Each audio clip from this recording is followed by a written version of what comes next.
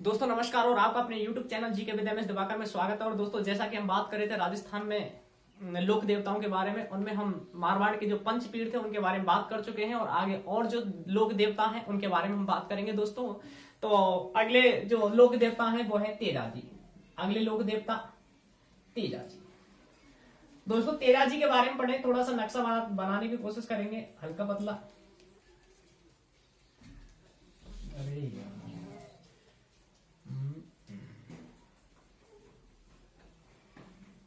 समझने के लिए बस, है ना। तो दोस्तों यहाँ तेजा जी के सबसे पहले जन्म स्थान वगैरह याद करना जरूरी है। तो इनके जन्म स्थान की बात करें तो ये नागौर जिला है जो राजस्थान के 7 जिलों को स्पर्श करता है और उसमें जगह पड़ती है खडनाल्या, है ना। खडनाल्या कौन से जिले में है? नागौर में। नागौर 7 जिलों को स्पर्श करता है। पाली वो सर्वाधिक 8 जिलों की सीमा को स्पर्श करता है राजस्थान के, ना। तो ये नागौर है। नागौर में करीब 1074 ईस्वी, कहीं 1073 भी मिल जाता है, ना। तो यहाँ जन्म हुआ है और वो नागवंशीय जाट परिवार है दोस्तों। नागवंशीय कौन सा? जाट परिवार, याद रखना है। नागवंशीय जाट परिवार। और गोत्र का नाम और याद रखना है। आप ये कहेंगे गोत्र को नाम क्यों पढ़ा रहे हैं? गोत्र का नाम पूछा जा चुका है क्योंकि अभी कोई लेटेस्ट एग्जाम हुआ उसमें पूछा था गोत्र, है ना। तो ये गोत्र इनका भैया धौल्या गोत्र है, ना। कौन सा गोत्र है? धौल्या गोत्र है। और धौल्या गोत्र में जन्म होने के कारण इनका नाम पता है, इनका उपनाम जो पढ़ेंगे वो धौल्या वीर पढ़ते हैं। क्या नाम पढ़ते हैं? धौल्या वीर, है ना। ये चीज भी याद रखनी है, जहां जरूरत है उस चीज को याद रखो, है ना। अब बात करते हैं इनके माता पिता, वो भी जरूरी है। तो पिता है इनके, इधर से थोड़ा सा, ना। पिता का नाम है ताहड़ जी। ताहड़ जी। माता है राजकुमारी। माता का नाम क्या है दोस्तों? राजकुमारी। उसके अलावा पत्नी का नाम और याद रखें। पत्नी का नाम वही है जो राजस्थान की राजा का बचपन का नाम, यानी मीरा का जो बचपन का नाम क्या था? पेमल था। वही इनकी पत्नी का नाम क्या है? पेमल। लेकिन अलग अलग है, ना। कहीं ये मत समझ लेना कि ये कहीं है, ना। नाम एक है, व्यक्ति अलग है। पेमल। पेमल कहाँ की थी भैया? पनेर गांव पड़ता है अजमेर में। पनेर गांव है अजमेर में। वहां की कोई रामचंद्र थे, उनकी पुत्री, है ना। रामचंद्र की पुत्री। ठीक है दोस्तों। घोड़ी वगैरह उनको भी याद रख लो भाई, रखना चाहे तो वो भी जरूरी है। घोड़ी का नाम है लीलड़, है ना। क्या नाम है? लीलड़। कोष्टक में श्रेणगारी लिख देना, है ना। वैसे लीलड़ श्रेणगारी नाम से काफी लोकगीत आते हैं तेजा जी के। मारवाड़ इधर को पश्चिम राजस्थान की तरफ, अजमेर नागौर वगैरह इधर साइड बहुत अच्छे शानदार गीत चलते हैं इनके। वैसे तो लीलड़ श्रेणगारी घोड़ी का नाम है दोस्तों। इनका जो प्रतीक चिन्ह है उसको भी देख लो, है ना। फिर बाद में और चीज पढ़ लेंगे। प्रतीक चिन्ह की बात करें तो तलवारधारी, तलवारधारी, अश्वारोही, अश्वारोही योद्धा, है ना। यानी अश्व प्लस आरोही, यानी अश्व माने घोड़े पर सवार, है ना। घोड़े पर सवार योद्धा की तलवारधारी होता है। अश्व यानी इसमें दीर्घ संधि है, ना। अश्व प्लस आरोही प्रतीक चिन्ह, है ना। ये हो गया। इसके बाद में दोस्तों इनके देखो लोक देवता के बाद तो पढ़ी रहे हम। तो लोक देवता क्या, इन्होंने चमत्कार किए होंगे। तो कहा जाता है इन्होंने सर्वप्रथम गौमूत्र और गोबर की राख का सबसे पहले प्रयोग किसके रूप में किया था? जो सर्पदंशी होता है या सर्प विष को उतारने में सबसे पहले प्रयोग किया था, ऐसा कहा जाता है इनके बारे में। डाक टिकट भी जारी हो चुका है इन पर। लीलड़ एक्सप्रेस ट्रेन भी चलाई गई है इस नाम से। उसके अलावा और बात करें उपनाम, वहीं से कहानी होगी स्टार्ट। ठीक है दोस्तों, देखो उपनाम। उपनाम में आपके धौल्या वीर तो है ही है ना। धौल्या गोत्र में उत्पन्न होने के कारण। उसके अलावा और उपनाम क्या है इनका? काला वाला देवता, काला वाला का देवता, है ना। उसके अलावा और कृषि उपकारक देवता। ठीक है साहब, कृषि उपकारक देवता। और भैया और है गायों का मुक्तिदाता। बिल्कुल साहब, ठीक है, गायों का मुक्तिदाता। देखो कृषि उपकारक देवता इसलिए कहते हैं कि जो कृषि कार्य करने वाले किसान होते हैं वो जब हल जोतने जाते हैं तो इनके क्या गीत गाते हैं, है ना। तेजा जी के क्या गाते हैं? गीत गाते हैं। तेजा जी के गीतों को क्या कहा जाता है? तेजा जी के गीत दोस्तों याद रखना, पूछा जा सकता है, तेजा टेर कहलाते हैं, ठीक है ना, तेजा टेर कहलाते हैं। रामदेव जी की भक्तिमय रचनाएं ब्यावले कहलाती हैं। गोगा जी के भी यानी कि हल और हाली के गोगा राकड़ी बांधी जाती है ना। तो और एक पाबू जी है, पाबू जी की भक्तिमय रचनाएं पवाड़े या पावड़े कहलाती हैं। तो ये अलग अलग चीजें हैं, आपको याद रखना जरूरी है ना। तो क्योंकि पवाड़े अभी पूछा गया था। तो गायों का मुक्तिदाता है और एक है सर्पों का देवता, है ना, सर्पों का देवता। तो देखो गायों को मुक्त कराया है, किससे कराया भैया? मेर के मीड़ाओं से, मेर के मीड़ाओं से मुक्त कराया था। किसकी गायों को भैया? लाछा गुजरी की गायों को मुक्त कराया है ना। किसकी? लाछा गुजरी की गायों को मुक्त कराया, कहां? मेर के मीड़ाओं से, ठीक है भैया। सर्पों का देवता इसलिए कहा जाता है भैया क्योंकि इनको वरदान मिला हुआ था सर्पों का, है ना, कि आप सर्पदंशी का उपचार कर सकते हैं, ट्रीटमेंट कर सकते हैं। तो इसलिए ये सर्पों का देवता भी कहे जाते हैं। तो पढ़ते हैं कहानी, इन दो की स्टार्ट होती है दोस्तों यहां से, गायों का देवता और सर्पों का देवता, वो गायों का मुक्तिदाता और सर्पों का देवता। वो कहानी कैसे स्टार्ट होती है? तो दोस्तों हम बात करते हैं कि ऐसा कहा जाता है कि एक बार थोड़ी सी कहानी पढ़ लें जिससे कि थोड़ा सा और समझ में अच्छी तरह से बन जाएगी, क्योंकि उनमें से भी क्वेश्चन निकलेंगे और वो इसका हिस्सा ही है। तो दोस्तों इनके बारे में ऐसा कहा जाता है कि एक बार इनकी माँ ने कहा था कि भाई तुम खेत को जोतने के लिए चले जाओ, हल चलाने के लिए। तो कहा जाता है कि सुबह जल्दी ही ये खेतों को जोतने के लिए चले जाते हैं अपने बैल लेकर के। तो खाना वाना खा करके जाते नहीं, क्योंकि सुबह आप जब जानते हैं गांव में जब सुबह चले जाते हैं तो खाना वाना लेकर के कोई पहुंचता ही है। तो कहा जाता है कि घर पर इनकी भाभी थी, तो वो खाने का टाइम हो गया, भोजन का टाइम हो गया, लेकिन खाना लेकर के नहीं पहुंची खेत पर। तेजा जी नाराज हो रहे, गुस्सा, क्योंकि भूख लग रही थी, तो गुस्सा हो रहे थे। तो कहा जाता है कि भाभी शाम को लेकर के खाना, यानी कि बहुत लेट खाना लेकर के पहुंचती है। तो तेजा जी बहुत नाराज होते हैं और उसको फेंकने के लिए कहते हैं इसको फेंक दो, मेरे को नहीं खाना ये भोजन, अब लेके आइयो, है ना, कह देते, ऐसे कह देते। तो कहा जाता है कि उनकी भाभी वो कहती है कि भाई इतनी नाराजी की मेरे पे इतना गुस्सा मेरे पे का दिखा रहे तुम, है ना, इतना गुस्सा मेरे पे क्यों दिखा रहे हैं? दिखावे तो अपनी घरवाली पे दिखाई हो, दूसरे पे क्यों दिखा रहे?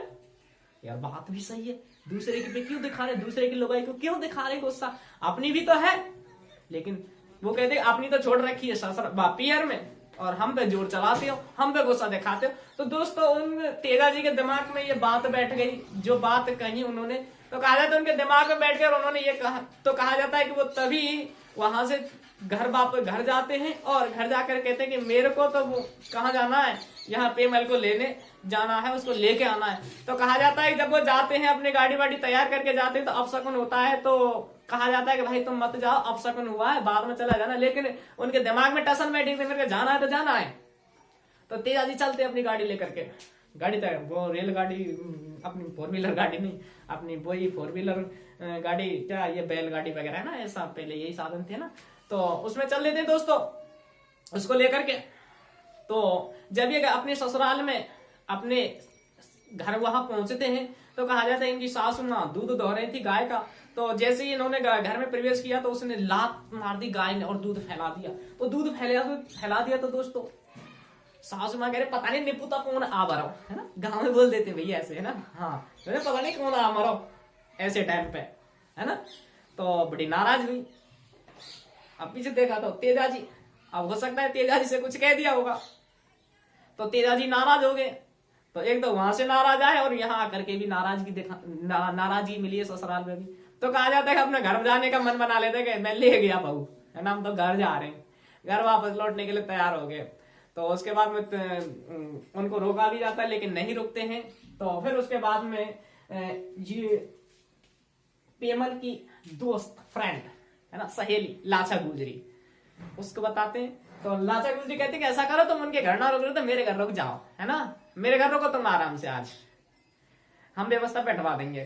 तो कहा जाता है कि थोड़ा गुस्सा भी शांत हो जाएगा, आप सब जानते हैं ना। तो लाछा गुजरी, देखो समय निकलता है तो आप सब जानते हैं कि गुस्सा अपने आप जो बात है थोड़ी भूल भी जाते हैं लगभग, है ना। तो वो जो समय रहता है मन वो बदल जाता है समय से।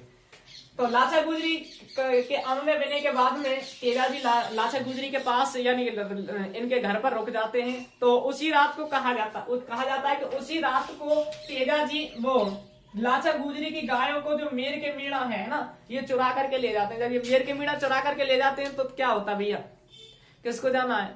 तेजाजी सोचते हैं कि भाई मेरे को ही जाना पड़ेगा छुड़ाने के लिए। तो तेजाजी कहा जाता है कि वहां उन मेर के मीणाओं से गायों को छुड़ाने के लिए चल देते हैं, उनसे युद्ध कर दे। मेर के मीणाओं से युद्ध करके नहीं उनको गाय को छुड़ा लाते, लेकिन एक बछड़ा रह जाता है। अब एक बछड़ा रह गया तो फिर दोबारा जाना पड़ेगा भैया। तो कहा जाता है कि दोबारा उस गाय के बछड़े को छुड़ाने के लिए वही मेर के मीणाओं के पास जाते हैं, लेकिन रास्ते में ही एक जलता हुआ सर्प मिलता है और जलता हुआ सर्प तड़पड़ाता है उसमें। तो उसको तड़पड़ाते हुए देख करके तेजाजी उसको बाहर निकाल देते अग्नि से। तो सर्प देवता और ज्यादा नाराज हो जाते हैं कि अरे तूने मेरी जान क्यों बचा ली, मर ही जाने देता यार, क्यों निकाल दिया मेरे को, छूटती जान को बचा लिया। लेकिन तेजाजी कह रहे भैया मैंने कौन सा बुरा काम कर दिया आपकी जान बचा करके। तो सर्प नागराज है वो खाने के लिए तैयार हो गए, मैं तेरे को काटूंगा भैया। बन के भाई देख, काटना है तो आपको अभी नहीं, काट लेना, लेकिन मेरा जो टास्क है पहले मैं उसको पूरा करके आऊंगा। मान के मैं ऐसे इस काम से जा रहा हूँ और मैं जरूर आपके पास वापस लौटूंगा। मान के यार तेरी क्या गारंटी है, तो वापस लौट के आ जाओ, यहाँ मुंह पे कटवाओगे, कटवाओगे। तो कहा जाता है कि तेजाजी कहते मैं वचन का पक्का हूं और अपने वचन के अनुसार मैं वापस आपके सामने फिर उपस्थित होऊंगा, लेकिन मेरे को जिस मंजिल के लिए जाना है, जिस काम के लिए मुझे जाना है, बस उसको पूरा करने दें।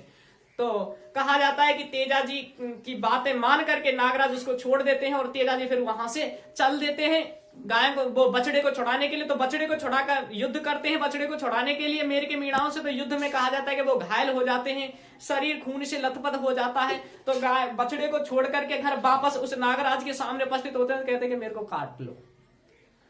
तो सामने उपस्थित देख करके तेजाजी को नागराज भी द्रवित हो जाते हैं कि यार ये कितना बंदा वचन का पक्का है, शरीर लथपथ हो रहा है खून से, फिर भी उसके बाद में मेरे सामने उपस्थित है सिर्फ वचन के वादे के मुताबिक।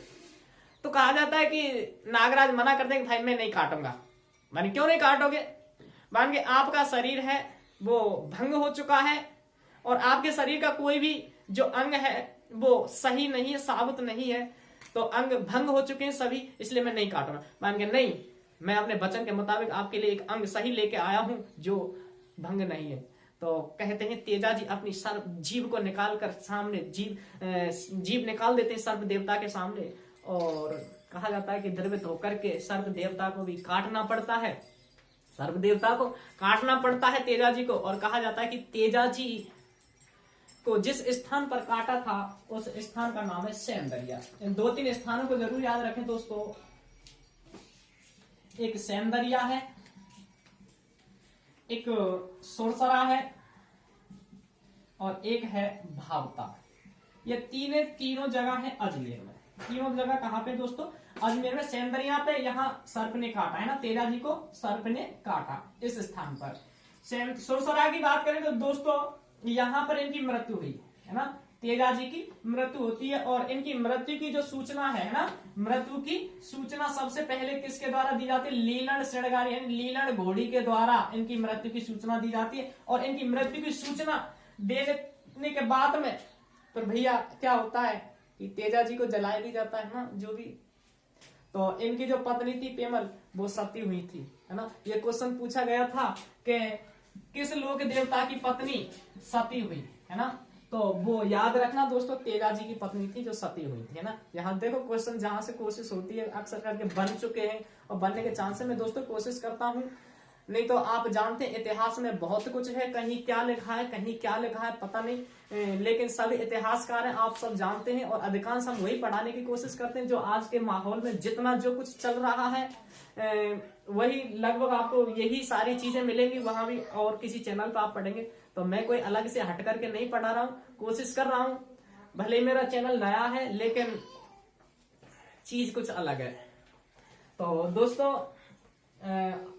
आप पिछले पेपर वगैरह भी चेक कर सकते हैं और हमारी पिछली वीडियो भी देख सकते हैं। जेएन वगैरह का एग्जाम हुआ है अभी, तो उसमें भी आप देख सकते हैं मैंने जितना भी पढ़ा दिया उसमें से कितने क्वेश्चन है कितने नहीं है, आप बिल्कुल चेक कर सकते हैं। लगभग अंदर से ही क्वेश्चन है। तो दोस्तों विश्वास करके नहीं पढ़ते रहें। मैं डेली पार्ट वाइज वीडियो आपके सामने ला रहा हूँ और पूरे चैप्टर कोशिश कर रहा हूँ कि आप अपने नोट्स तैयार करेंगे यहीं से, है ना। तो बाकी की यानी कि जो जरूरत है वो तो है ही है, ठीक है। तो मृत्यु की सूचना लीलन घोड़ी के द्वारा और ये पेमल इनकी पत्नी सती हो गई। भावता जो जगह है यहाँ पर दोस्तों, यहाँ सर्पदंशी का फ्री इलाज किया जाता है। यानी सर्पदंशी का मतलब है सर्प के काटे हुए व्यक्ति का ना, सर्पदंशी का फ्री इलाज किया जाता है। इन 3 चीजों को सौंदर्य, सुरसरा और भावता, सौंदर्य, सुरसरा और भावता। सौंदर्य में सर्प तेजा जी को काटा, सौंदर्य में मृत्यु हुई और भावता में सर्पदंशी का ट्रीटमेंट किया जाता। एक जगह और फिर लो, मेला तो रह गया, है ना। चलो भैया, चलो खुले चबूतरे पर इनका थान बनाया जाता भैया, चलो उसको देख लो पहले। खुले चबूतरे पर जो थान बनाया जाता है उसको क्या कहते हैं दोस्तों? खुले चबूतरे पर इनका पूजा स्थल है ना, पूजा स्थल, उसको कहा जाता है थान, है ना। इनका जो पूजा है वो तेजा दशमी के दिन, है ना। तेजा दशमी कब आती है दोस्तों? तेजा दशमी आती है भादों शुक्ल दशमी। मेला की बात करें तो इनके नाम से तेजाजी पशु मेला लगता है, तेजाजी पशु मेला। और तेजाजी पशु मेला दोस्तों कहां लगता है? तेजाजी पशु मेला लगता है पर्वतसर। और पर्वतसर कहाँ है? यहाँ नागौर में ही है ना, जहाँ जन्म हुआ है उसी जिले में है पर्वतसर जगह। पर्वतसर नागौर में मेला लगता है। ये आय की दृष्टि से राजस्थान का सबसे बड़ा मेला है ना, राजस्थान का